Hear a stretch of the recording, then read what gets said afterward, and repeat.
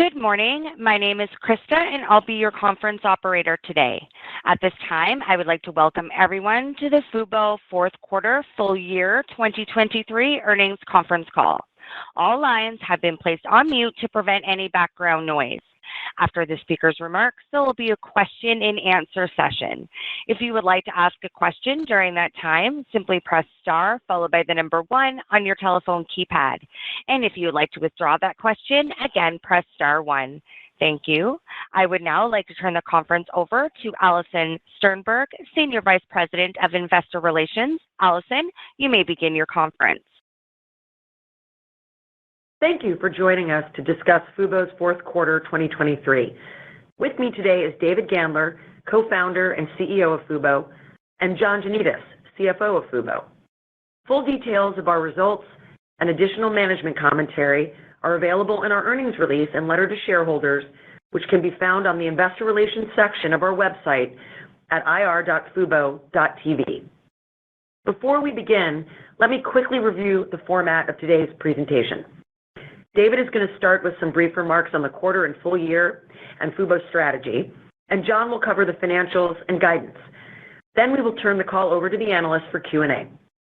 I would like to remind everyone that the following discussion may contain forward-looking statements within the meaning of the federal securities laws, including, but not limited to, statements regarding our financial condition, anticipated financial performance, business strategy and plans, industry and consumer trends, anti-competitive practices among our competitors and our response plan, and expectations regarding profitability.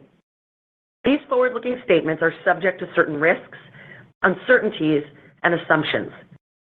Important factors that could cause actual results to differ materially from forward-looking statements include those discussed in our filings with the SEC.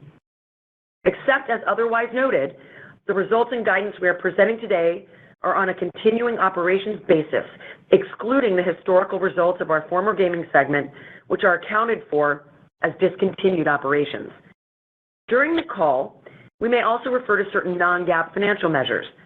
Reconciliations of these non-GAAP measures to the most directly comparable GAAP measures are also available in our Q4 2023 earnings shareholder letter, which is available on our website at ir.fubo.tv. With that, I will turn the call over to David. Thank you, Allison, and good morning, everyone. We appreciate you joining us today to discuss FUBO's fourth quarter and full year 2023 results. We are pleased to report that FUBO once again exceeded guidance across key financial and operating metrics in North America, with double-digit year-over-year growth during the fourth quarter.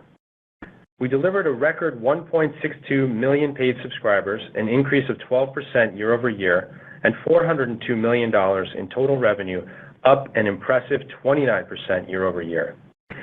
Average revenue per user also reached an all-time high of $86.65, an increase of 15% year-over-year. In the context of a challenging year for the advertising industry, the accomplishments of our ad sales team is indeed noteworthy. Delivering a record $114 million in annual revenue, a 14% increase over the prior year, demonstrates remarkable resilience and effectiveness in our strategy and execution. Our balance sheet is healthy, reinforcing our confidence in achieving our profitability target in 2025. In 2023, we improved free cash flow by $101 million and adjusted EBITDA by $122 million, both over the prior year. This $100 million plus adjusted EBITDA improvement was fueled by robust revenue growth, enhanced operational efficiencies, and stringent cost management. Our ability to efficiently and substantially narrow our losses has been outstanding, setting a benchmark for exceptional performance within our industry. Even with our significant momentum in 2023, had FUBO been afforded the opportunity to compete on fair market terms in line with other distributors, such as Hulu, Comcast, Charter, and DirecTV Stream, we believe our results could have been even better. In fact, considering the estimated $200 million plus we were forced to pay last year to all of our media partners for content consumers don't want, as well as outsized penetration rates and excess fees paid, we believe FUBO may have been able to break even in 2023. And, most compelling of all, we would have had the opportunity to return these savings to customers in the form of promotions and future discounts.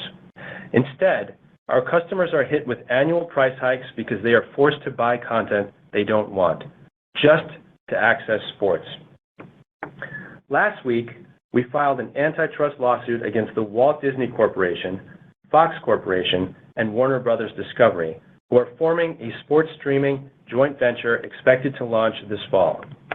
We assert that this JV is an attempt to monopolize the sports streaming industry and eliminate competition.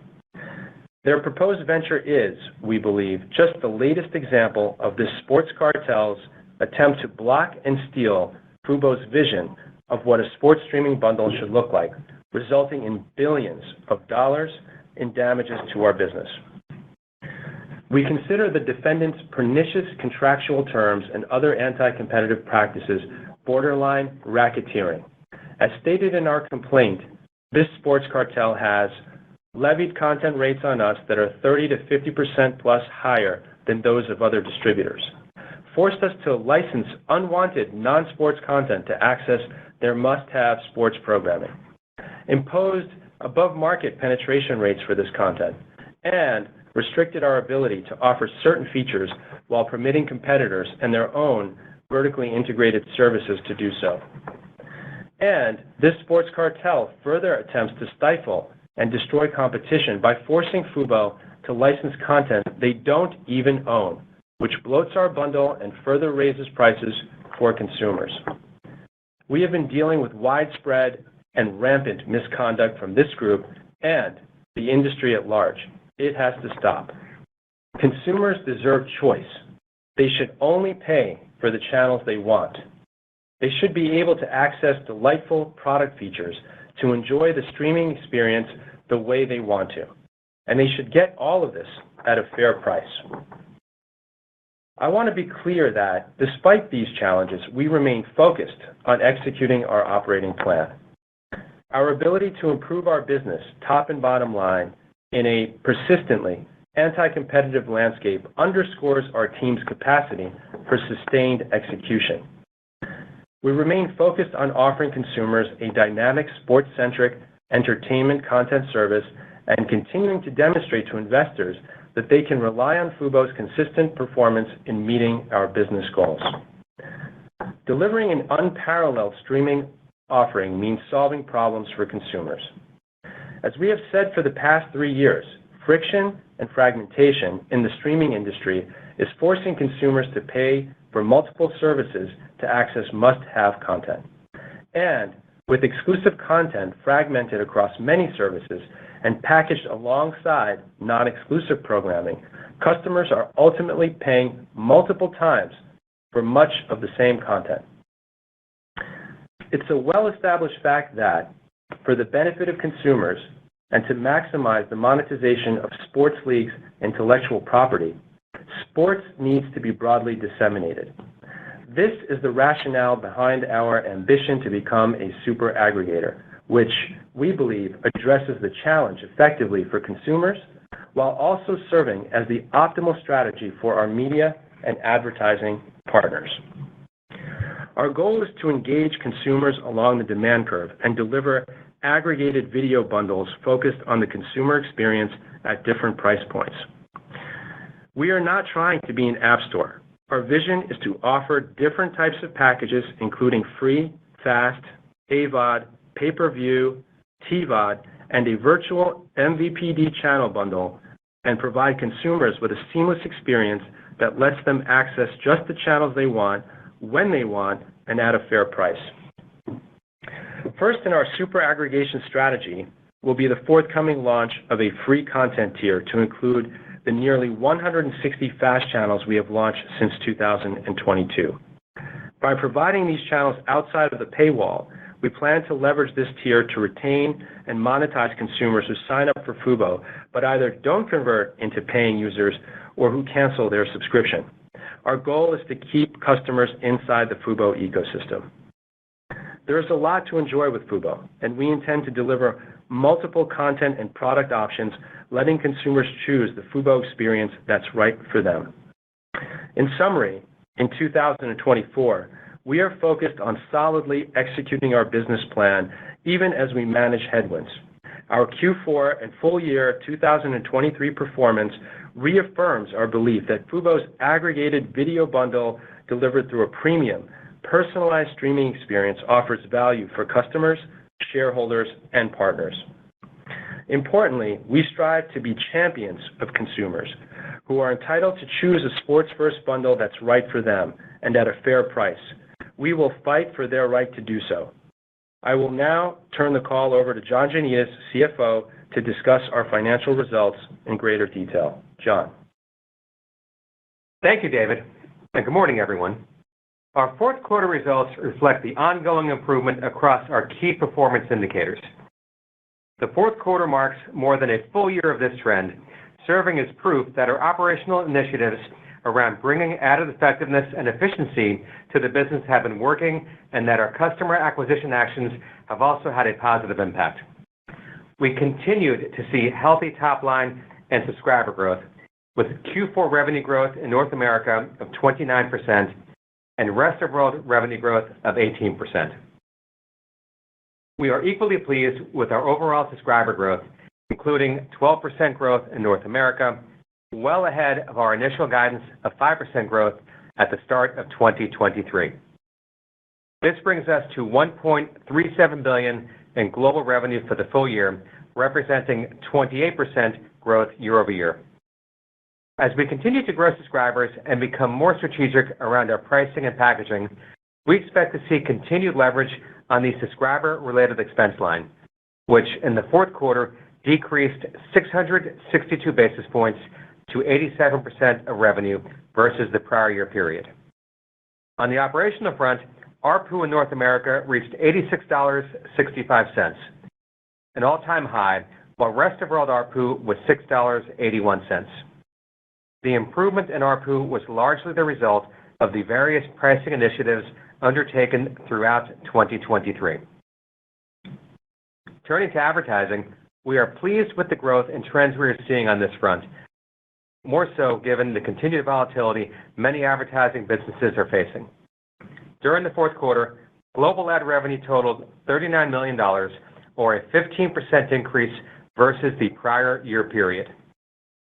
Taking a look at the operational side of the business, we continue to make meaningful progress in our efforts to lower expenses and increase efficiency. Starting with the gross margin, we saw a near 900 basis point expansion to 10%, marking our fifth consecutive quarter of positive gross margin and a record for the company. This is on the back of another near 900 basis point improvement in the prior quarter. The improvements across the income statement also led to a significant reduction in net loss, with Q4 net loss of $71 million, or a $25 million year-over-year reduction. This resulted in net loss margin improvement to negative 17%, favorably comparing to a negative 30% loss margin in the prior year period. This led to a fourth quarter 2024 net loss per share of 24 cents, a significant improvement compared to a loss of 48 cents in the fourth quarter of 2022. These results demonstrate that we are making meaningful progress toward our 2025 positive cash flow goal. Fourth quarter adjusted EBITDA loss also improved to a loss of $50.7 million compared to a loss of $75.4 million in the fourth quarter of 2022. Adjusted EBITDA margin was a negative 12.4%, a significant improvement from a negative 23.6% in the prior year period. This resulted in an adjusted EPS loss of 17 cents, an improvement compared to an adjusted EPS loss of 39 cents in Q4 2022. Moving to the balance sheet, we believe we have ample liquidity to both invest in the business as well as continue to support our path to profitability, ending the quarter with $251 million of cash, cash equivalents, and restricted cash. In addition, our ongoing efforts to identify efficiencies and maximize leverage across the business resulted in a $15 million improvement in free cash flow. We continue to focus on maintaining rigor and discipline around our company-wide costs and are pleased with the progress we made throughout the year. Now, turning to guidance for the full year 2024, we expect full year 2024 North America subscribers of 1.665 million to 1.685 million, representing 4% year-over-year growth at the midpoint, and the full year 2024 revenue of $1.505 billion to $1.525 billion, representing 13% year-over-year growth at the midpoint. The subscriber outlook reflects some conservatism in our plan, in particular, our exposure to potential industry volatility. However, we expect significant revenue growth outpacing subscriber growth due to anticipated ARPU expansion, given our continued focus on unit economics and margin improvement. As for the first quarter, we expect subscribers of 1.415 million to 1.435 million, representing 11% year-over-year growth at the midpoint, and revenue of $365 million to $375 million, representing 17% year-over-year growth at the midpoint. For Rest of World, our full year 2024 guidance projects 390,000 to 410,000 subscribers, representing a 2% year-over-year decline at the midpoint, and revenue of $31 million to $35 million, representing 2% year-over-year growth at the midpoint. In the first quarter, we expect subscribers of 380,000 to 385,000, representing a 1% year-over-year growth at the midpoint, and we expect revenue of $6.6 million to $8.6 million, representing a 2% decline year-over-year at the midpoint. In summary, we are encouraged by our strong fourth quarter and full year results and the progress we are making on our long-term plan. We are driving improvement across our business, including marked progress around ARPU, advertising revenue, and subscriber-related expense. This progress positions us well for future success and increases our confidence that FUBO has the foundation necessary to deliver enhanced value to shareholders. Operator? Thank you. As a reminder, if you would like to ask a question, please press star followed by the number 1 on your telephone keypad. And if you would like to withdraw that question, again, press star 1. We also ask that you limit yourself to one question and one follow-up. Your first question comes from the line of Laura Martin from Needham & Company. Please go ahead. Good morning. Good morning. I guess the first one is, your gross margins were fantastic. Could you remind us who's coming up for renewal and how you think the lawsuit impacts your ability to actually get costs lower since you've now sort of sued your major suppliers? Oh, hey, Laura, this is John. I'll start with the gross margin, and maybe David will take the second part of the question. So, look, to your point, I think we had a great year in terms of the gross margin improvement, call it around 1,000 basis points versus 2022. And I think we also feel good about further expansion in 2024 as well.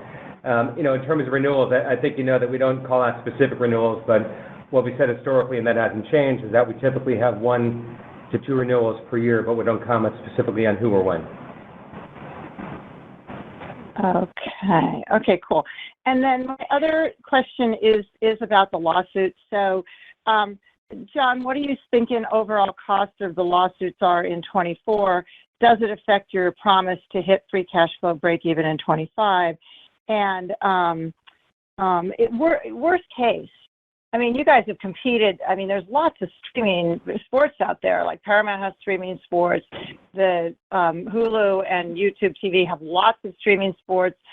So really, these guys have just they're really just marketing a sports bundle. But there's been lots of sports. So I guess my question is, if you lose everything, the courts don't get involved, or the DOJ doesn't do anything, like, can the fact you launched a lawsuit sort of signals that you're not sure you can compete with this version of a skinny bundle. So can you speak to that?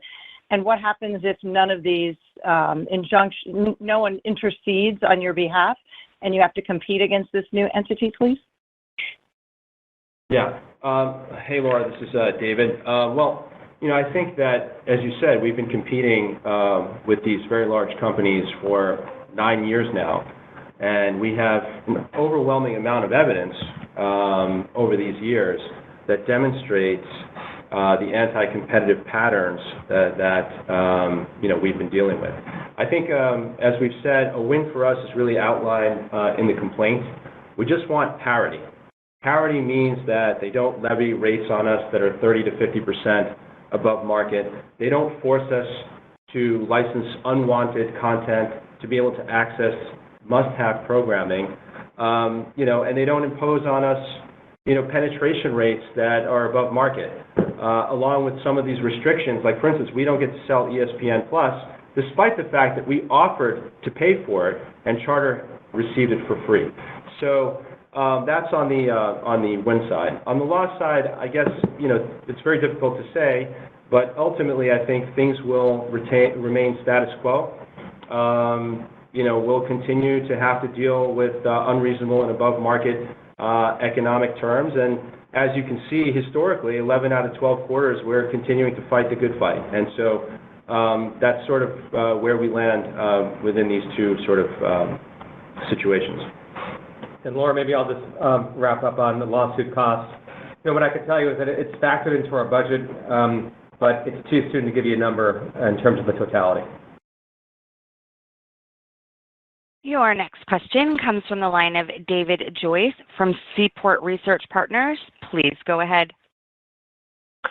Thank you. On the advertising side, your 15% growth seems to be in line with other digitally native, video peers. But I was wondering what you are seeing in the current quarter, given that there's incremental inventory coming online from Amazon, and also, what do you think the impact could be to the ecosystem with Walmart acquiring Vizio, which has some of that connected TV verticality in their strategy? Thanks. Yeah, David, hey, this is John. Maybe I'll start with the advertising question, and then David will hop on the Vizio part of the question. Actually, Q4 came in better than we expected. I think when we spoke about three months or so ago, I had said that we expected single-digit ad growth, and we ended up, as you know, now in the double digits. And so for 4Q, we saw more or less mid-singles plus or mid-singles for October into mid-November, and then we saw a real acceleration in December. For Q1, what I can tell you is that we had a solid January. I think we feel good about February, so I would assume we can also post, call it double-digit growth for the first quarter. And I would just say from a category perspective, for Q1 at least, we're seeing strength within the larger categories. I'd say healthy home and garden, QSR, gambling and gaming, and then I'd say autos, all ranging from strong double to triple digits for Q1. And David, do you want to take the Vizio question? Yeah, sure. With respect to Vizio, what we think, obviously, this is a positive outcome for the industry. FUBO is a very high-quality audience that is sports first. And so if, to the extent that, Walmart will help Vizio overlay retail data, we think that this could be a big win, not only for advertisers, but for FUBO and Walmart as well. Thank you very much. Your next question comes from the line of Nick Aluru from JP Morgan. Please go ahead.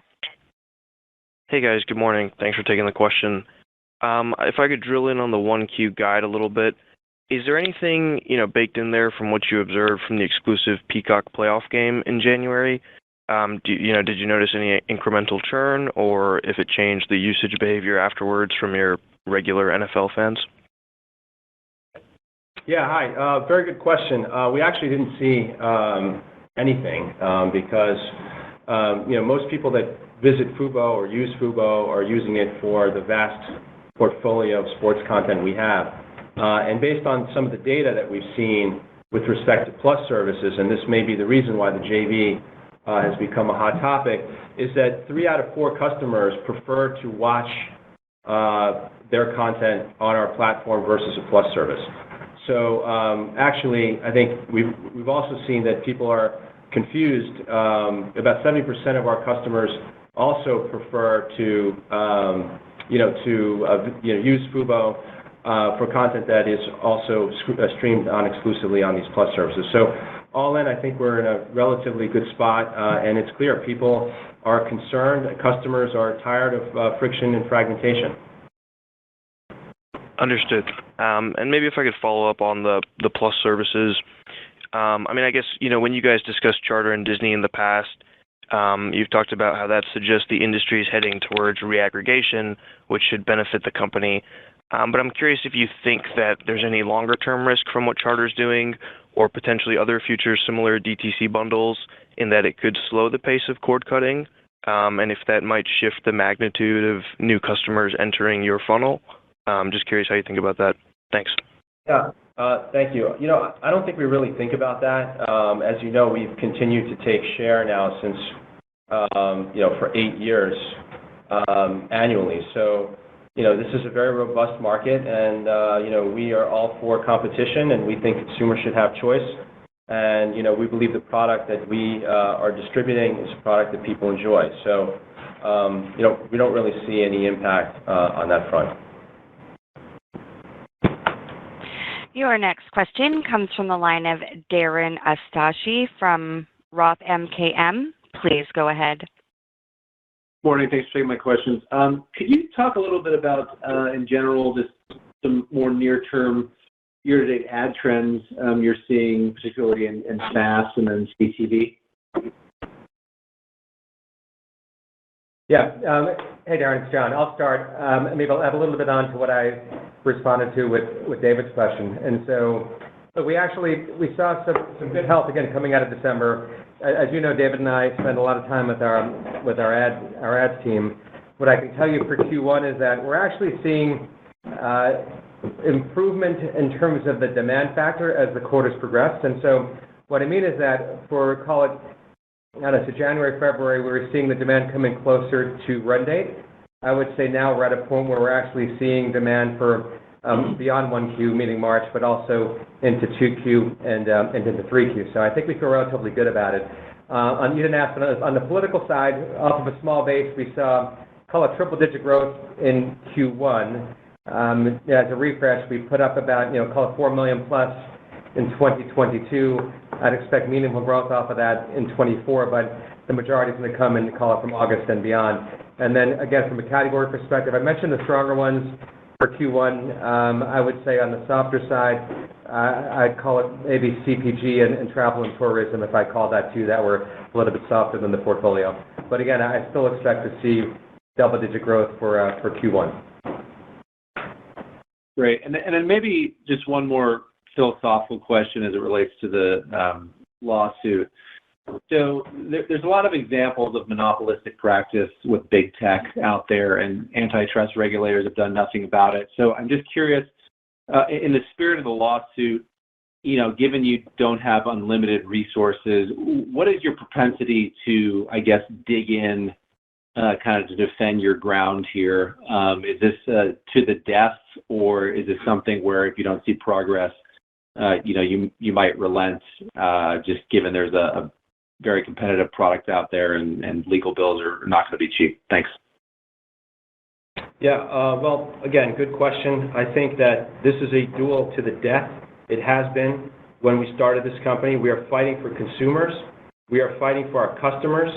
We are fighting for the tens of billions of dollars that are wasted annually by consumers paying for the same content multiple times. This is a very important process.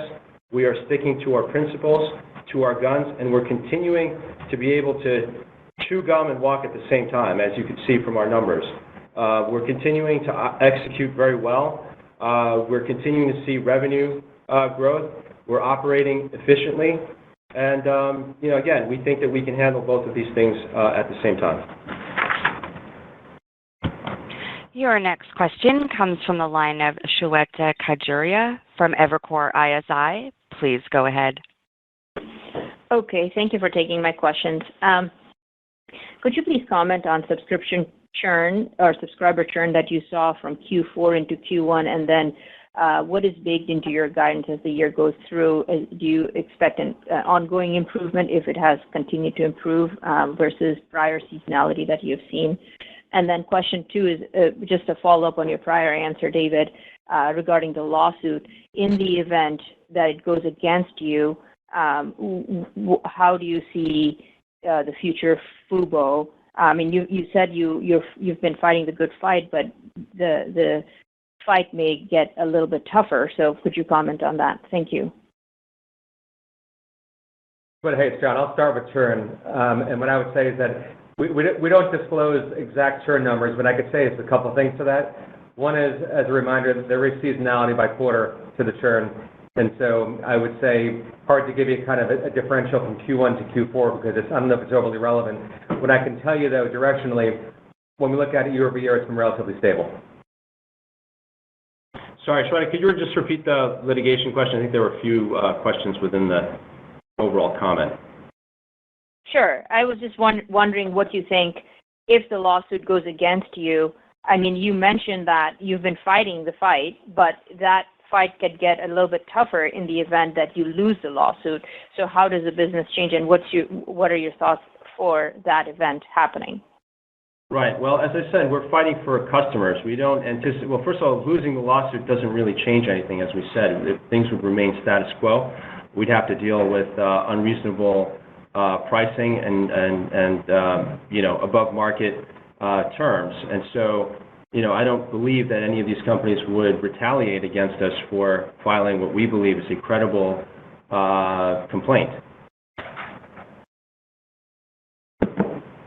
Your next question comes from the line of Clark Lampen from BTIG. Please go ahead. Thanks for taking the question. Good morning. John, I wanted to follow up on some of the ad comments. You mentioned that you were seeing momentum and sort of demand persist beyond 1Q and into 2Q and 3Q.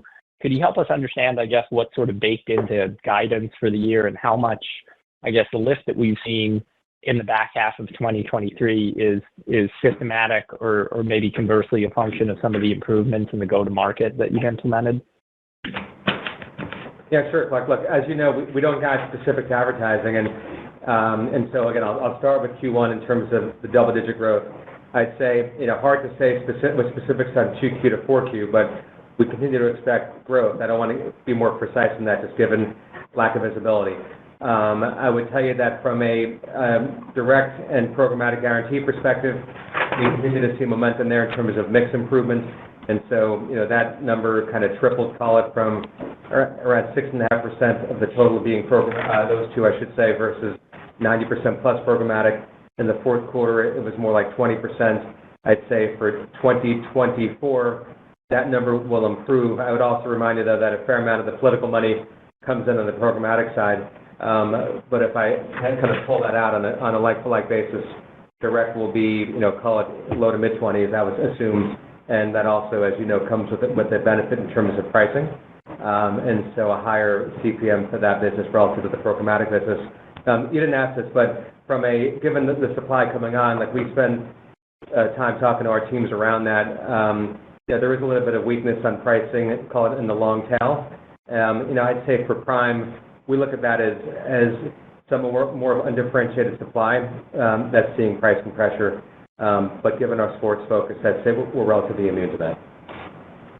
Okay. And kind of a bigger picture question, but in the shareholder letter, you sort of emphasize that you want to continue delivering a differentiated experience for consumers.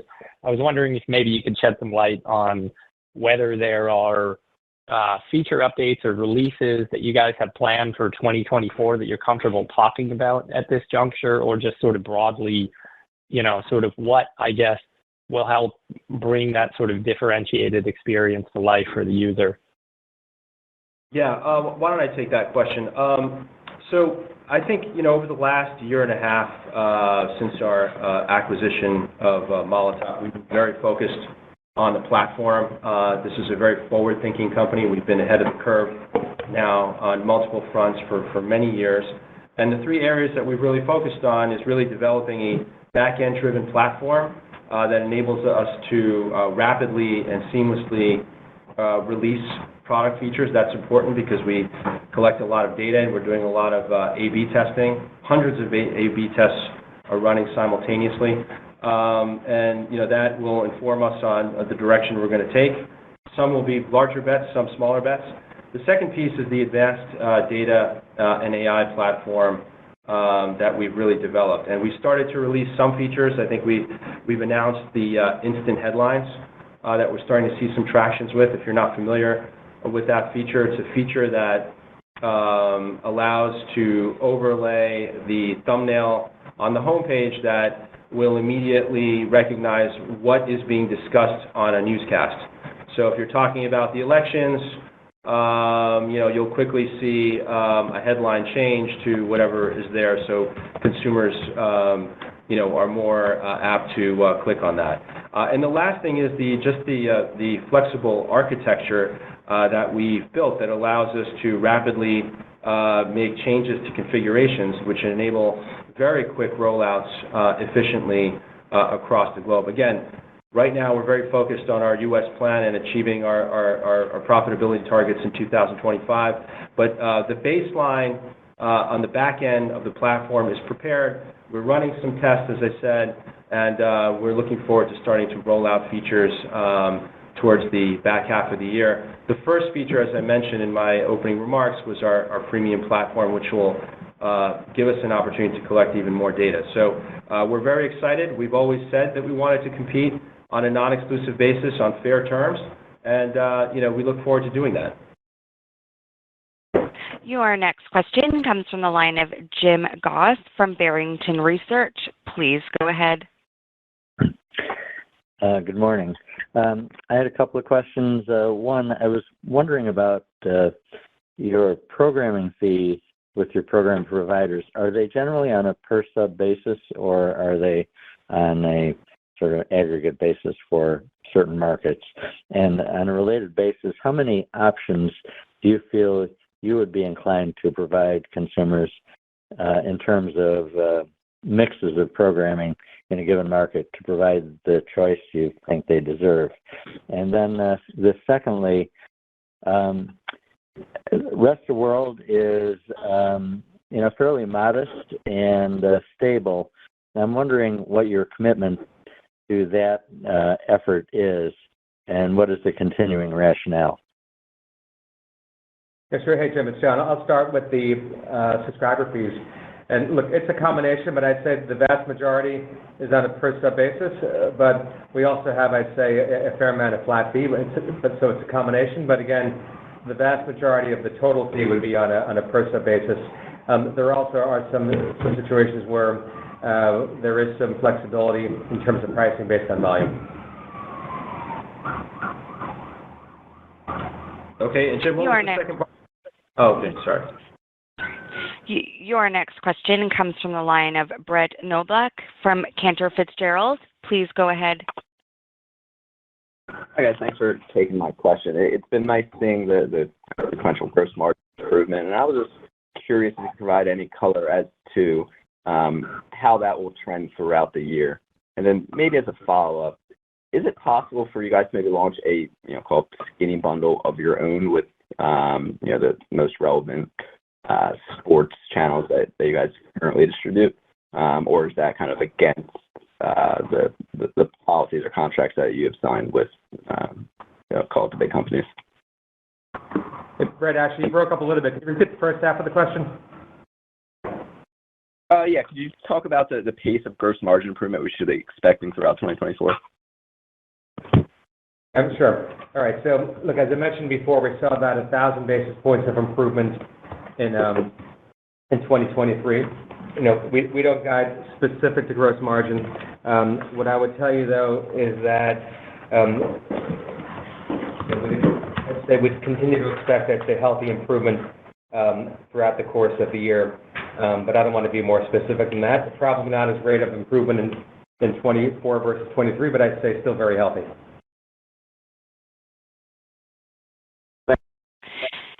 Thank you. I will now turn the call back over to Allison.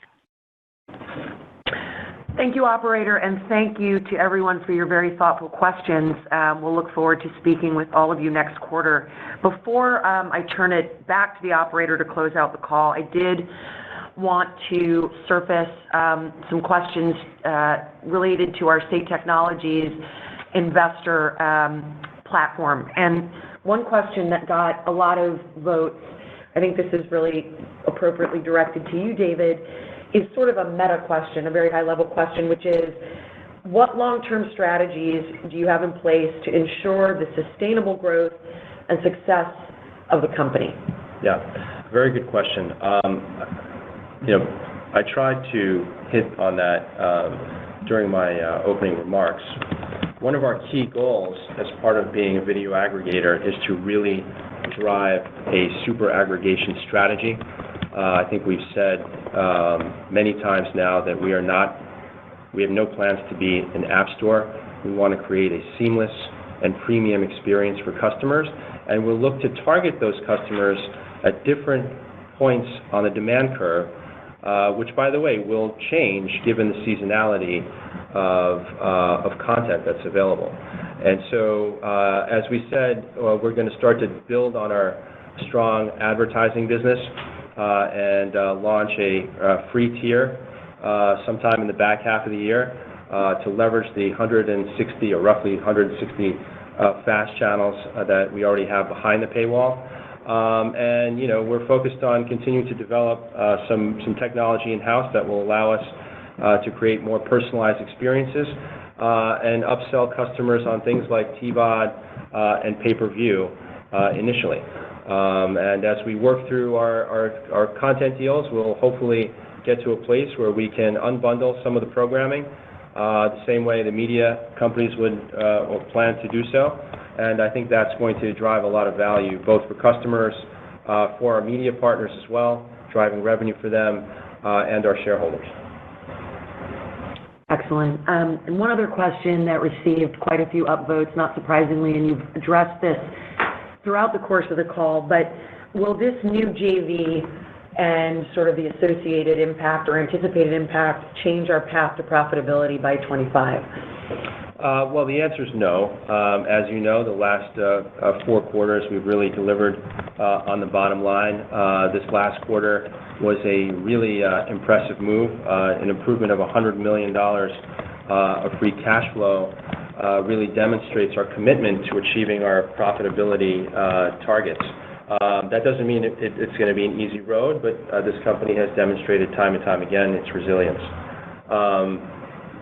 If that's all, I'd like to ask one thing of all of our friendly listeners and the majority of the people that follow us is I really encourage you to visit SaveMySports.com in support of consumer choice.